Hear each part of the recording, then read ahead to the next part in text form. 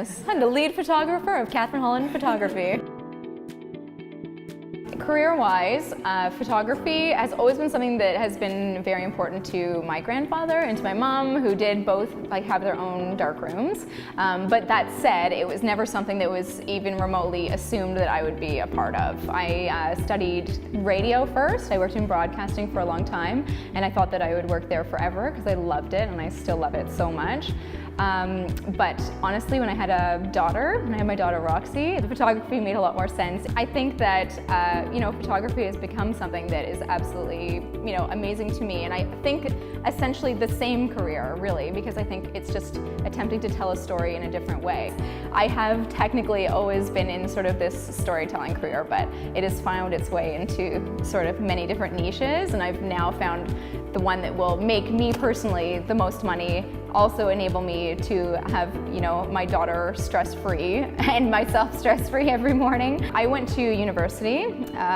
In terms of education, I will say it's very important in terms of photography. I took film school at U of T, and then after I went to film school, I went and studied broadcasting at Humber. So I really wanted to have a well-rounded background. And I feel like when I finished school, I felt like, okay, I have all of these tools and nothing to do with them, but it's all really come together in the end. Majority of people need to be sat down and told, no, learn this, learn it really well, keep doing it, and then do it 10,000 times until you're super, super good at it, and then start charging people for it. And then once you do that, then you learn how to appropriately make your rates. And then there's a whole world of things that you have to learn once you learn one thing. And I think if you don't have even a bit of a schooling foundation there, you're gonna find it really hard for yourself after about the first year. Because your first year, you're gonna go, I really got this together, people like my pictures, I've got 20 gigs, it's amazing, I'm making almost enough money to leave my full-time job. And then you'll sort of hit the wall where you'll go, I'm not getting new clients, I'm sticking to my old ones, and I'm not changing my style, and I'm not moving forward, and I don't know what's going on, and you're not really sustainable as a business. You just sort of have talent, and that is a serious problem in photography, and a really common one. I personally did not have a mentor, but it is so important.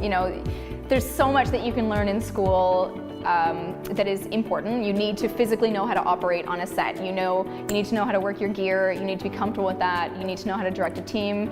You need to know how to be flexible in every situation.